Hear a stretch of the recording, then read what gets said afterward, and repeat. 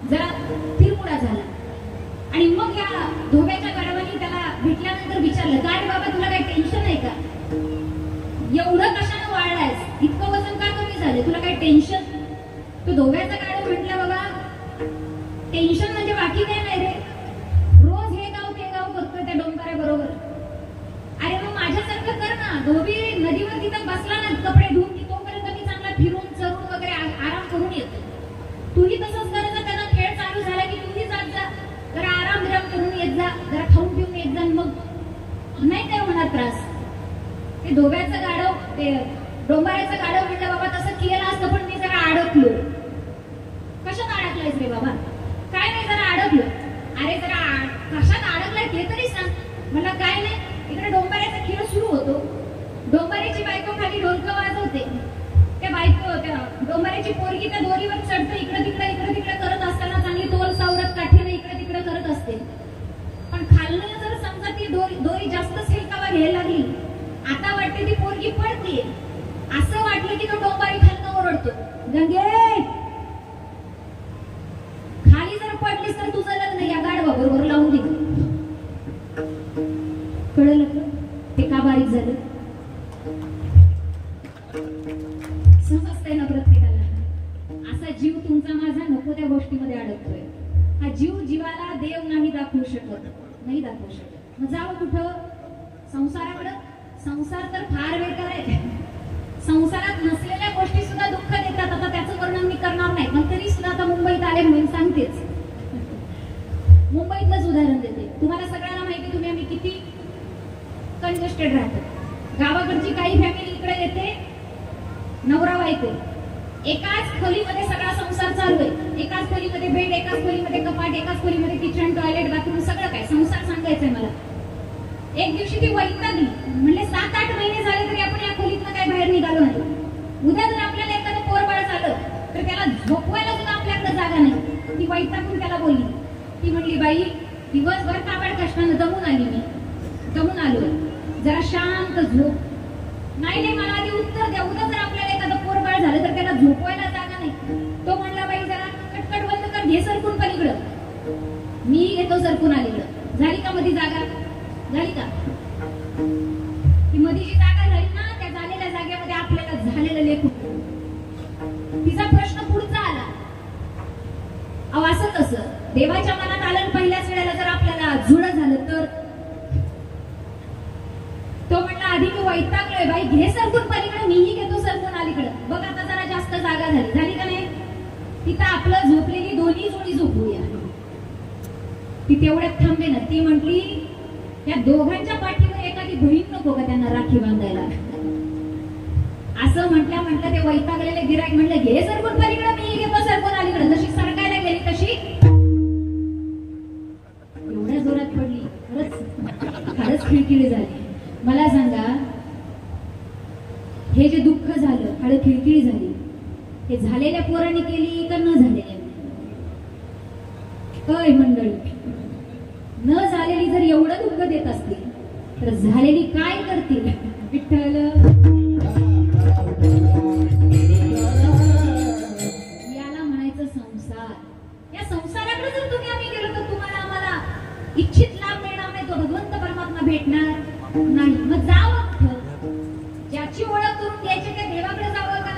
त्या देवाकडेही जाऊन उपयोग नाही, कारण त्याचा काय माहिती अधिकार तो कसा असतो. घेसी जेव्हा देसी आईसा तशी तो साधा नाही, देतो मग दिलं तर देतो, आणि दिलेलं सुद्धा कधी कधी काढून घेतो. तो साधा नाही, हा कायमस्वरूपी तुम्हाला आम्हाला देत नाही तो. आणि तुम्ही आम्ही त्याला खुश करायला जातो फक्त आणि फक्त 11 रुपये मध्ये. मला सांगा, 11 रुपये नेट फॅक्टरी येतो का? 11 रुपये ना तरी 11 नारळाचं तोरण आपलं ठरलेलं आहे. ह्या 11 रुपये मध्ये जर तो देव खुश होत असता तर सगळे 11 रुपये घेऊन अगदी खुशीमध्ये राहिले असते. अरे नाही रे, तुम्हाला आम्हाला ते दुःख होतंय ते सगळं तुमच्या माझ्या पूर्वकर्मानुसार होतंय, प्रारब्धवशामध्ये सगळं दुःख होतंय, लक्षात घ्या. तुम्हाला आम्हाला देवाची स्वतःची ओळख करून देत नाही, मग जावं कुठं? महाराज म्हणतात, एकच असं स्थान आहे, त्या ठिकाणी जावं. नुसतं जावं नाही, त्या ठिकाणी नतमस्तक व्हावं. आपलं अंतःकरणातला भाव त्या ठिकाणी ओठावा. एकदा का त्या ठिकाणी नतमस्तक झालं रे झालो की तुम्हाला आम्हाला देव भेटणार नाही, त्यांना संत म्हणावं. अभंगाचं प्रत्युच्चारण. संता पायी माथा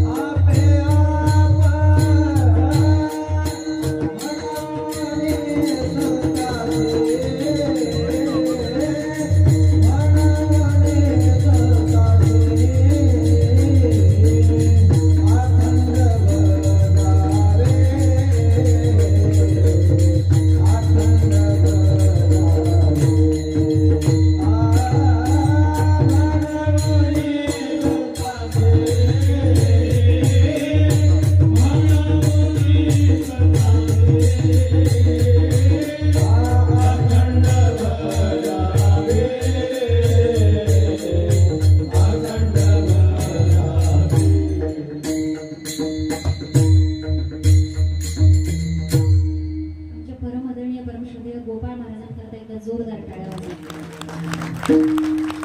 याचं कारण आहे, तुम्ही आता जी चाल ऐकली ती सांप्रदायिक चाल आहे, लक्षात घ्या. आजकाल चालींचा पाक घोटाळा झालाय, लक्षात घ्या. नको त्या चाली आता कीर्तनात यायला लागल्या, पण अशा ज्या चाली आहेत त्या तुम्हाला आम्हाला फार कमी भेटतात. हे अगदी पूर्वापार जो ठेवायचो त्यांनी आता तुम्हाला आम्हाला सापडतात. एकदा खरंच जोरदार टाळ्या वाजवा. मी नेहमी सांगत असते, म्हणजे हा खेळ नव्हे ऐकल्याचा, ही जी रत्न आहेत ना म्हणून तुम्ही मला सहन करताय. लक्षात आहे का? मी जर इथे एकटी आले तर कदाचित तुम्ही मला म्हटलं असता, बाई बोलवलेलं अन्न अजून एक 15-20 मिनिटं बोल, परत तुझा काय शाघाळ निघ. बरोबर आहे. पण ही सर्व मंडळी या ठिकाणी भगवंत परमात्म्याची प्राप्ती करून देत आहेत. त्यांचा स्वर, हा नाद, हे शब्द सगळं काही भगवंताची ओळख करून देत आहेत तुम्हाला आम्हाला. खरंच संपूर्ण सगळ्यांकरता जोरदार टाळ्या वाजवा. मी अगदी शेवटी उल्लेख करणारच आहे. विठ्ठल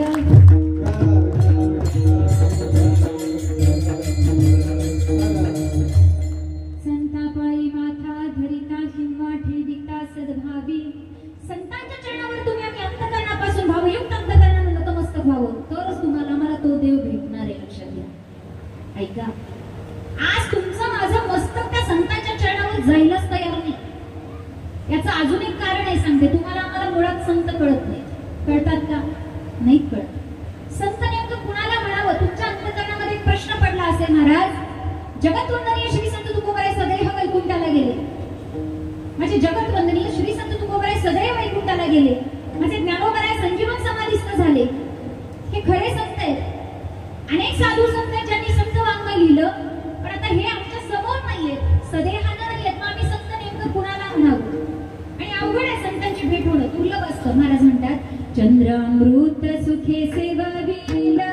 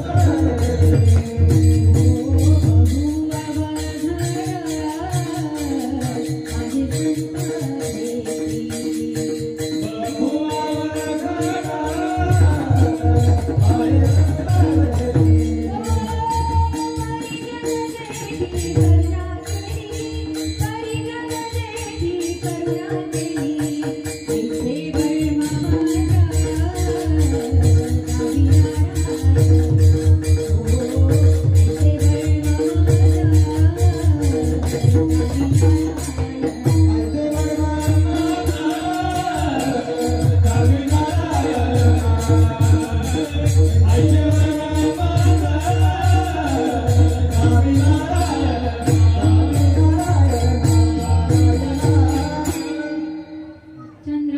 सुखे सेववील असता जाता रवी धरवेला बाह्य हेरा सागर तरवेला परी या साधूची भेटी न होईल का किंवा बहु अवघड आहे संत भेटी परी जग जेटी करुणा केली किंवा सुभाषितकार सांगतात विवेक चूडामणीमध्ये शंकराचार्य वर्णन करतात दुर्लभम प्रेमे वैत देवानुग्रह हेतुकम मनुष्यत्व मुमुक्षत्व महापुरुष संशयाः या जगतामध्ये 3 गोष्टींचं दुर्लभत्व सांगितलं. एक मनुष्याचा देह मिळणं दुर्लभ आहे.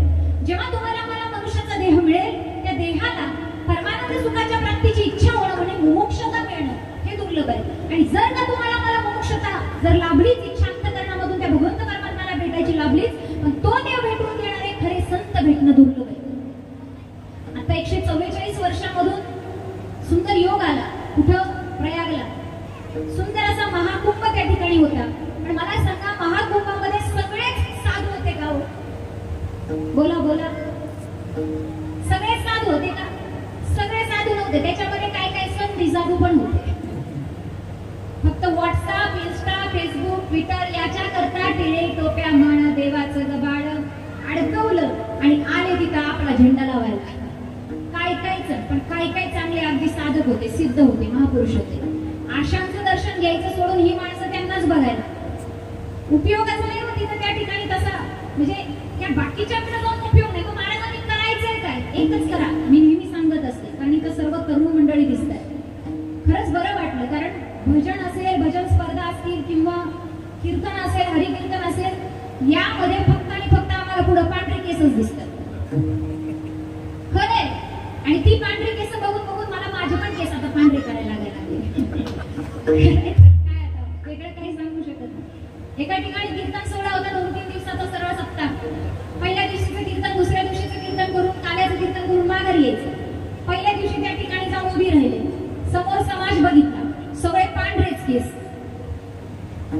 तिथं कार्यकर्त्यांना नवे नवे पुढे कीर्तनात मला अगदी पहिल्या दिवशी जाहीर करावं लागलं उद्यापासून जरा काळे केसांची अपेक्षा आहे. असं म्हटल्यावर काय अपेक्षित होतं? दुसऱ्या दिवशी जेव्हा कीर्तनाला उभी राहिले चेहरे तेच होते पण तलप करून आलेले होते. विठ्ठल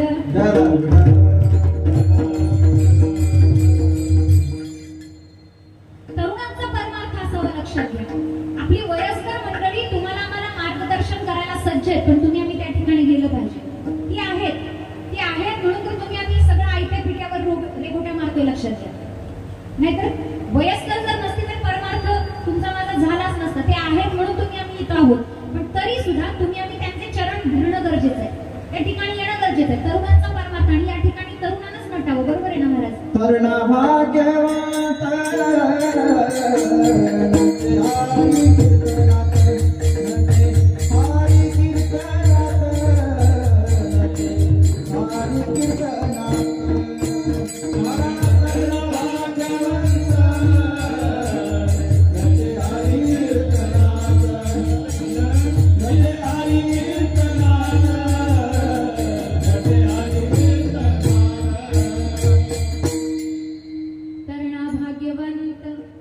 ही जी नटलीत ना मंडळी कीर्तनात लक्षात घ्या. नाहीतर नको तिथं नवर देऊन नको. जीन्स पॅन्ट कशी घालावी काय घालावी हे सुद्धा सांगावं लागतं. ते काहीतरी फॅशनच्या नावाखाली फाटकी जीन्स घालून येतात. मी तर त्याला फाटकच म्हणते. अरे काय सुंदर असं धोतर घालावं सुंदर बाराबंदी मस्त टोपी गांधी टोपी वगैरे काय सुंदर वाटतं होते. ते पाहण्याकरता तुमची माझी तळमळ पाहिजे.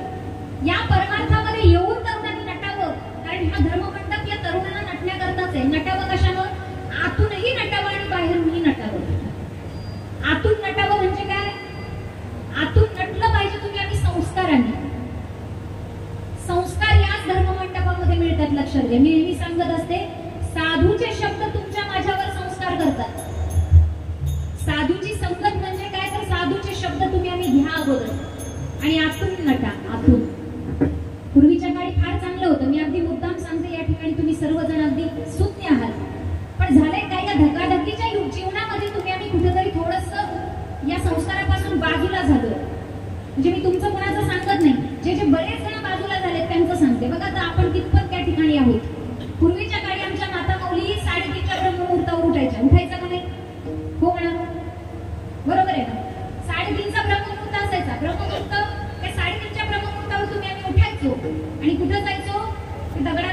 जातं असायचं, जातं.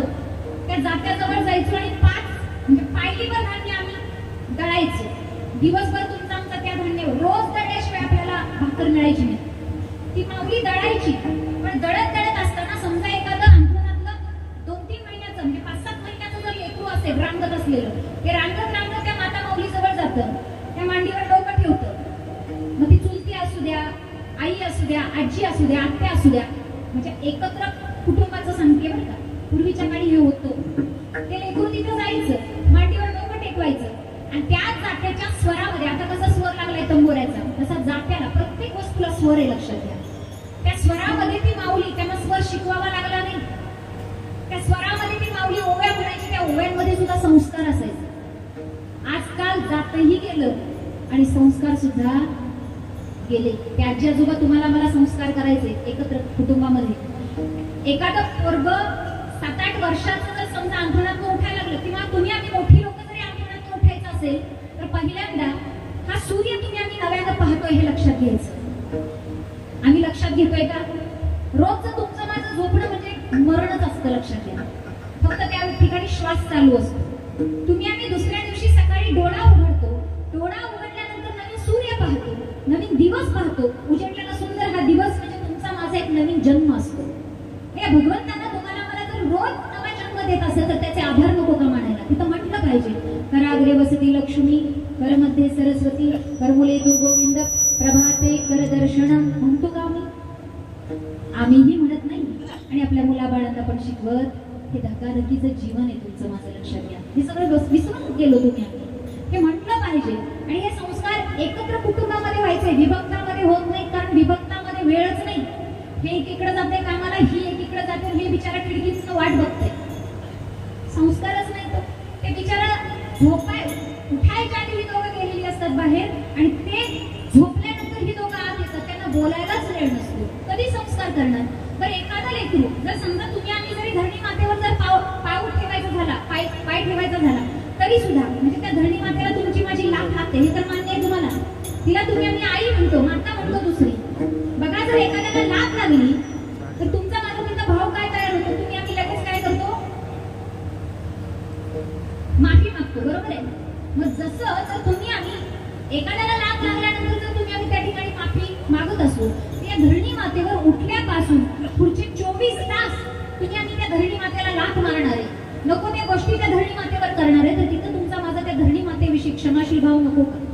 तिथं मुलांनाही शिकवलं पाहिजे, आपणही म्हटलं पाहिजे. समुद्र वसने देवी, पर्वत स्तन मंडले, विष्णुपत्नी नमस्तुभ्यं, पादस्पर्श क्षमस्व मे. म्हणतो का? नाही म्हणत. पण त्याच्यानंतर सुद्धा आंघोळ करताना श्लोक म्हणावा. अनेक तीर्थाचं स्नान तुम्हाला आलं होतं, तिथं गंगेच्या यमुनेच्या म्हणावं. पण तुमच्या माझ्या समोरचे ताट येतं पंचपक्वानाचं, ज्याच्यासाठी तुम्ही आम्ही खटपट करतोय, दिवसभराची राबराब करतोय, महिन्याचा पगार घेतोय केवळ त्या ताटा करता. त्या ताटामध्ये ते ताट जरी तुमच्या माझ्या समोर आलं की पटकन कधी खाऊ की घेऊ असं होतं तुम्हाला. होतं का नाही? मग त्या ठिकाणी त्या ताटामध्ये त्या ताटातला पदार्थ तुम्ही आम्ही जर श्रीकृष्ण अर्पण केला, पाणी फिरवलं आणि त्यालाही मजेशीरच बोलतात लोक. का पाणी फिरवावं? भले भले म्हणतात, किडे मुंग्या आत लावू नये. अरे काय उत्तर द्यावं? जरा कळलं पाहिजे आम्हाला.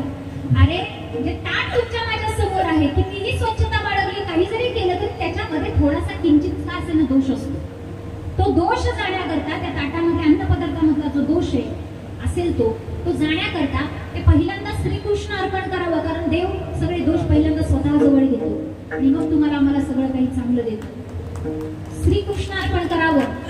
आणि दुसरी गोष्ट सांगू, हे जे ताट पचवण्याची, जे अन्नपदार्थ पचवण्याची क्षमता सुद्धा त्याच्यामध्येच आहे, त्या भगवंत परमात्म्यामध्ये आहे. पचवणारा जठराग्नी सुद्धा तोच आहे. अहं वैश्वानरो भूत्वा प्राणिनां देहमाश्रितः प्राणापान समायुक्त पचाम्यन्नं चतुर्विधम्. अरे म्हटलं पाहिजे, आम्ही कुठं चाललोय? आम्ही आमची संस्कृती विसरत चाललोय. आणि संस्कृती विसरल्यामुळं दुसऱ्या संस्कृतीचे तुमच्या माझ्यावर घाला करतात. मग तिथं धर्मांतरणाला सुरुवात होते. लक्षात घ्या, हे सगळं बाजूला गेलं पाहिजे. तुमचा माझा देश सुरक्षित राहायचा असेल, मंदिरातला देव सुरक्षित राहायचा असेल, मंदिरावरचा कळस जर सुरक्षित राहायचा असेल तर तुम्ही आम्ही आमच्या मुलांना संस्कृती शिकवणं गरजेचं आहे. आणि ही संस्कृती दुसरी तिसरी कुणीकडून येणार नाही. ती केवळ आणि केवळ तुकोबरायांच्या आणि माझ्या ज्ञानोबरायांच्या अनेक साधू संतांच्या गाथ्यामधून आणि ग्रंथामधून भजावं.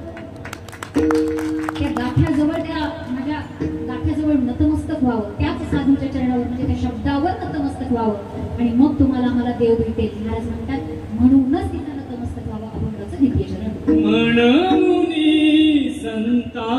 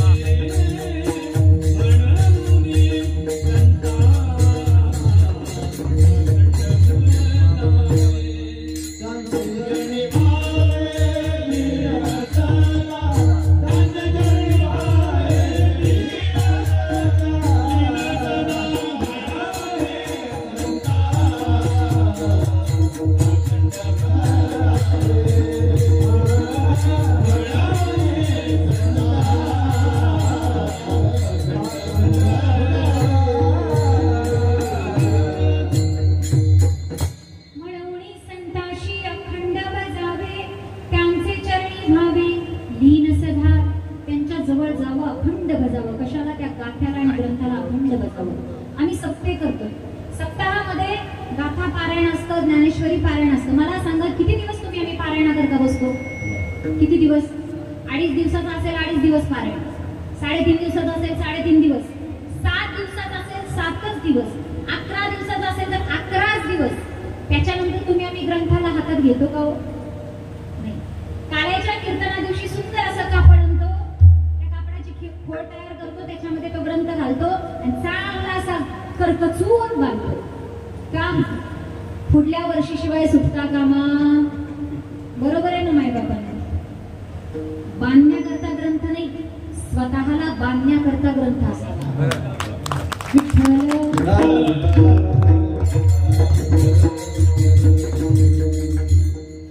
आपण स्वतःला बांधावं त्या ग्रंथामध्ये, तर तुमचं माझं जीवन अगदी सुखरूप होईल. कारण जर तुम्ही आम्ही अगदी 24 तास तुमच्या माझ्याकडे वेळ आहे, मला माहिती आहे आपल्याकडं म्हणजे या ठिकाणी तर अजिबात वेळ नाही. बरोबर आहे? 24 तास आहेत तुमच्या माझ्याकडे, त्यातले 12 तास तुमचे माझे झोपेत गेले, राहिले 12 तास. 12 तासामध्ये तर तुम्ही आम्ही 8 तासाची ड्युटी करतोय, 2-3 तासाचा प्रवास करतोय, त्याच्यामध्ये भजन करतोय. पण तरीही तुम्ही आम्ही जर तुमच्या माझ्यासमोर तुकोबरायांनी बोलावं, ज्ञानोबरायांनी बोलावं असं वाटत असेल तर ज्ञानोबरायांचे आणि तुकोबरायांचे शब्द 5-5 मिनिटं का होईना तुमच्या माझ्या जवळ घ्यावे. ज्ञानेश्वरी 5 मिनिटं घ्या. 5 मिनिटांमध्ये एकच ओवी वाचा. म्हणत नाही तुम्हाला सगळा ग्रंथ वाचून टाका, अजिबात नाही. 5च मिनिटं एक ओवी. महाराज म्हणतात ना, एक तरी ओवी अनुभवावी.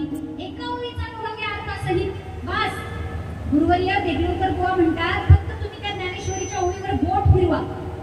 फक्त आणि फक्त तुम्ही फक्त ज्ञानेश्वरीच्या ओवीवर बोट फिरवा. आयुष्यभर तुमचा हात ज्ञानोपराय सोडणार नाही. लक्षात घ्या. हेच दिशादर्शन आहे साधू संतांचं. बोलतायत ते तुमच्या माझ्या बरोबर, म्हणून तर तिथं अखंड भजावं. तुकोबराय सुद्धा तेच करतात. तुम्ही फक्त आणि फक्त डोळे झाकून तुम्हाला जो येणारा प्रश्न अंतःकरणाचा विचारा गाथ्याला. संत साधू संत सदैव नाही तुम्हाला आम्हाला विचारणार, पण तुम्ही आम्ही गाथ्याला विचारा. मला ही आज अडचण आली. तुम्ही डोळे झाकून एखादं पान उघडा, त्या कुठल्या तरी अभंगामध्ये तुमच्या माझ्या असलेल्या प्रश्नावर सोल्युशन असतं. लक्षात घ्या. फार मोठा आहे गाथा. मी स्वतः अनुभव घेतलाय, म्हणून मी तुम्हाला अगदी छातीठोकपणे या ठिकाणी सांगते की बाबा तुम्ही सर्वस्वी सगळे प्रश्न गाथा आणि ज्ञानेश्वरीला विचारा. सगळं काही सुटून जाईल. आयुष्याची सगळी प्रश्न सुटून जातील. एवढी ताकद आहे ग्रंथामध्ये. फक्त त्याला अखंड भजलं पाहिजे. ते तुम्हाला भगवंत परमात्म्याच्या प्राप्तीपर्यंत नेतील. का? कसं काय नेतील याचं कारण महाराज अभंगाच्या 3य चरणामध्ये सांगतात. साधू पाशी देव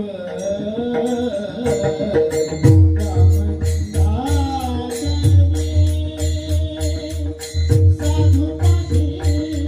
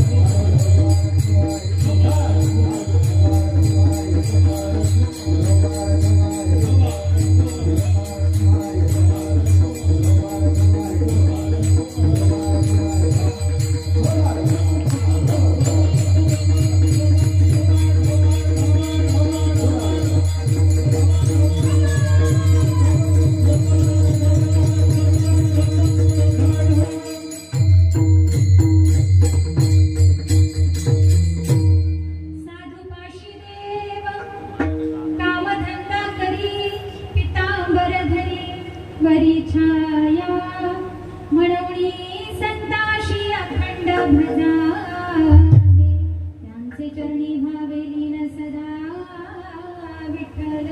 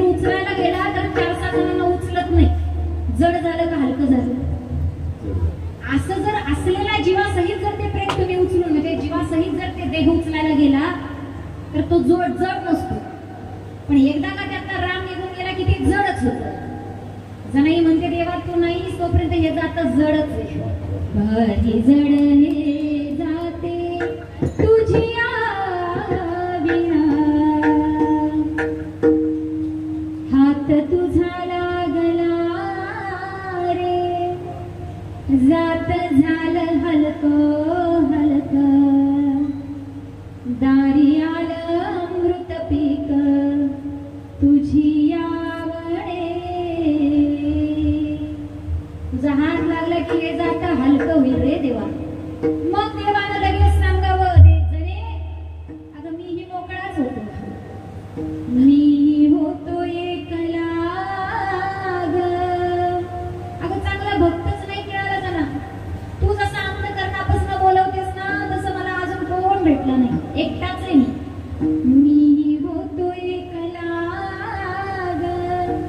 करमना मुळी मला आरसा दिधला तुझी आदिती तुझ्या रूपानं मला भक्ताचा आरसा दिसलाय जना आलोच मग देवानं यावं आणि जणीनं पटकन त्याला धरावं धरीला पंढरीचा चोर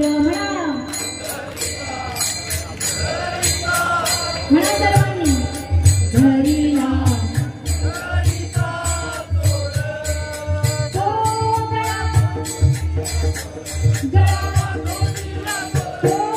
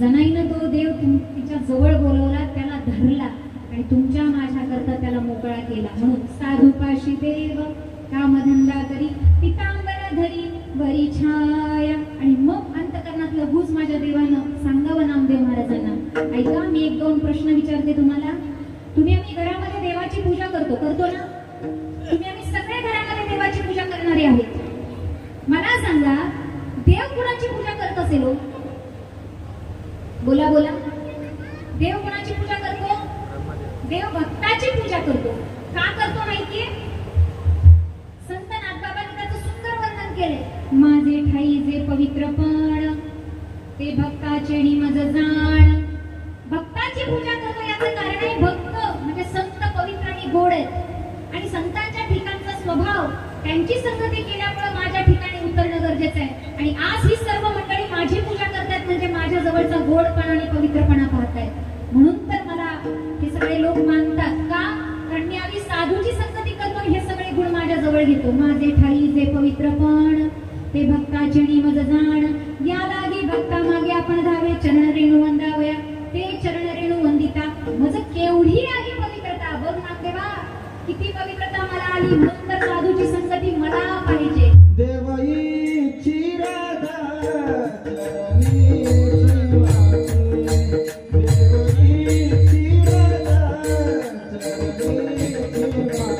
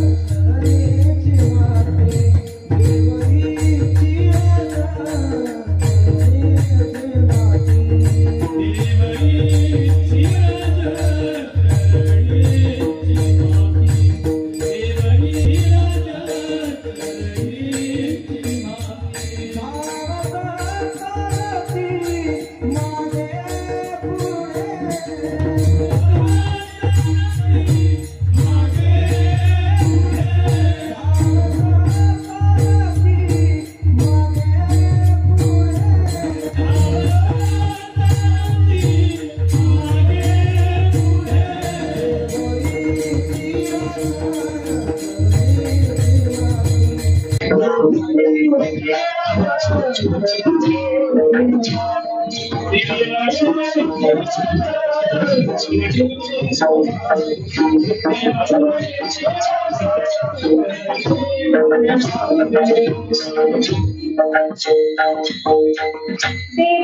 राजा चरणीची माती म्हणून तर देवाला साधूचा संग पाहिजे आणि तो प्रसंग महाराज अभंगाच्या शेवटच्या चरणामध्ये सांगतायत.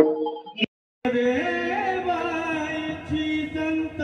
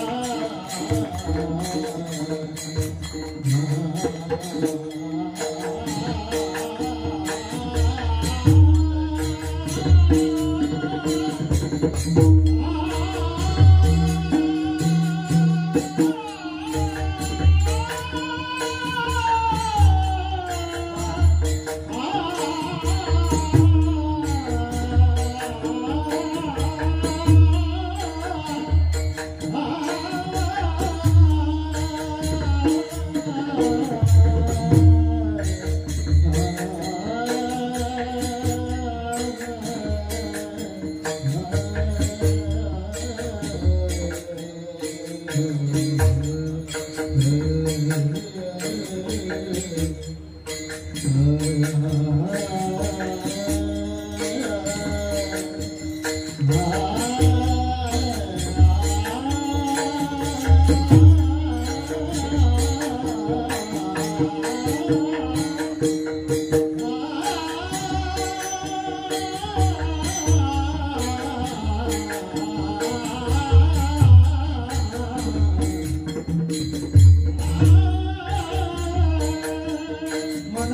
जाता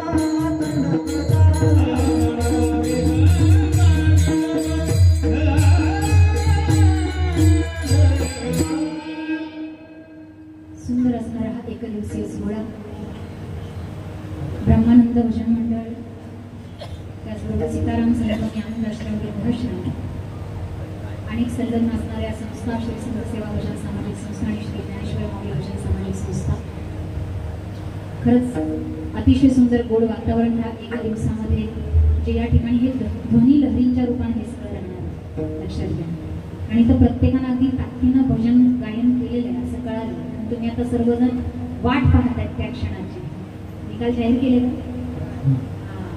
म्हणजे उत्कंठा चांगली लागली, हिचं कधी संपतंय आम्ही बरोबर आहे ना, नाही जास्त लांबवणार पण एकदा जोरदार टाळ्या वाजवा या ब्रह्मानंद भजन मंडळाबद्दल. पण एवढा सुंदर उपक्रम यांनी राबवला आणि त्यातल्या त्यात हे जे राबवणारे संस्थापक श्री परमादरणीय परमश्रद्धेय विठ्ठलजी महाराज मयेकर आणि त्यांचे सगळे सहकारी, त्यांचे राहुलदादा असतील, त्याचबरोबर सुभाष काका असतील, म्हणजे या सगळ्या अनेक संलग्न या संपूर्ण असणाऱ्या सहकार्यांनी या ठिकाणी हे सुंदर वातावरण तयार केलं. आम्ही फक्त नाममात्र आहोत, त्यातल्या त्यात मी नाममात्र आहे लक्षात घ्या. फारच गाजावाजा केला माझा, पण एवढ्या गाजावाजाची मला सवय नाही, खरं सांगते. नितीन दादांना माहिती आहे सगळं, पण फार आभार खरंच मानते. त्याचबरोबर त्या सेवेला सुंदर करण्याचा प्रयत्न मी फक्त 30% प्रयत्न केला, बाकीचा 70% प्रयत्न या सर्वांनी केला. एकदा यांच्याकरता जोरदार टाळ्या. फार सुंदर गोड साथ, ज्यांचा आवाज सुंदर आहे आणि आपल्या भागचं भूषण आहे. परमादरणीय परमश्रद्धेय, खरं तर फार वयाने मोठे आहेत, ज्ञानाने अनुभवाने श्रेष्ठ आहेत. परमादरणीय परमश्रद्धेय आमचे गायकर महाराज, त्याचबरोबर परमादरणीय परमश्रद्धेय बेर्डे महाराज असतील, त्याचबरोबर गोडगाण अनंत शेणाय अतिशय सुंदर गोड. म्हणजे भैरवीमध्ये कसं वर म्हणजे मालकंस कसा आणावा, तोडी कसा आणावा, हे सगळं त्यांना माहिती आहे. त्यांच्या चरणाचं गोड दर्शन आमचे गोपाळ दादा आहेत, मगाशी विनांचं गोड आणि परीक्षक होते. आणि माझ्या कीर्तनाचं पण परीक्षण या दोघांनी केलंच असेल कदाचित. ते तुमच्यापेक्षा जास्त टेन्शन मला आलं होतं यांचं. आमचे नितीन दादा असतील, आमच्या भागचं भूषण आहे बरं का ते. आणि नेहमी म्हणजे मला सांभाळून घेतात त्यांच्या चरणाचं गोड दर्शन. त्याचबरोबर सुंदर असणारे हे सर्वजण, काय सुंदर आमचे म्हणजे पताकाधारी, म्हणजे कसं नाचावं, कसा भगवंत इथं उभा करावा, म्हणजे भगवंताच्या भजनामध्ये ब्रह्मानंदी टाळी लागावी कशी, ही खरं तर त्यांच्याकडून शिकावं. ब्रह्मानंद भजनी मंडळ ब्रह्मानंदी टाळी लागावी म्हणून तर हे सगळं आहे. त्यांच्या चरणी गोड दर्शन सुंदर असणारी ही संपूर्ण आमची वारकरी मंडळ, माऊली मंडळ ना सगळे, प्रत्येकाची चरणाचं गोड दर्शन घेते. सुंदर चोपदार महाराज आहेत, कशिंगवादक आहेत, सुंदर महाराज आहेत. म्हणजे राजदंड बघितला की भीती वाटेल, एवढा मोठा राजदंड घेऊन येते. त्यांच्या चरणाचं गोड दर्शन, त्याचबरोबर विणेकरी महाराज आहेत, आपल्या चरणाचं गोड दर्शन. सर्व मंडळाला मी या ठिकाणी खरंच पुन्हा एकदा धन्यवाद देते. तुम्ही सर्वजण या ठिकाणी आवर्जून या ठिकाणी उपस्थित राहिलात. तुमच्याही चरणाचं गोड दर्शन घेते आणि सेवेला सुरुवात. फक्त आता एक विनंती असेल, प्रत्येकाने थोडंसं इथं मध्ये यावं, पुढच्या बाजूला ठेवा, इथं मध्ये या आणि 2च मिनिटं माझ्या ज्ञानोबरा आणि तुकोबऱ्यांच्या भजनामध्ये तल्लीन होऊन नाचावं. नाचावं तर कीर्तनात नाचावं, दुसरीकडे नाचायचा प्रयत्न करायचा नाही.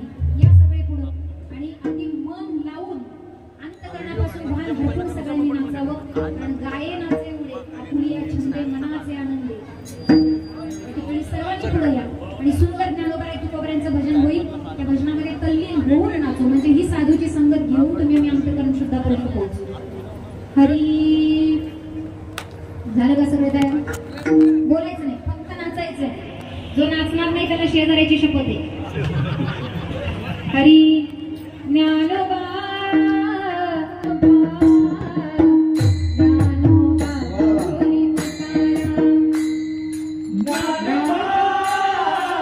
ज्ञानोबा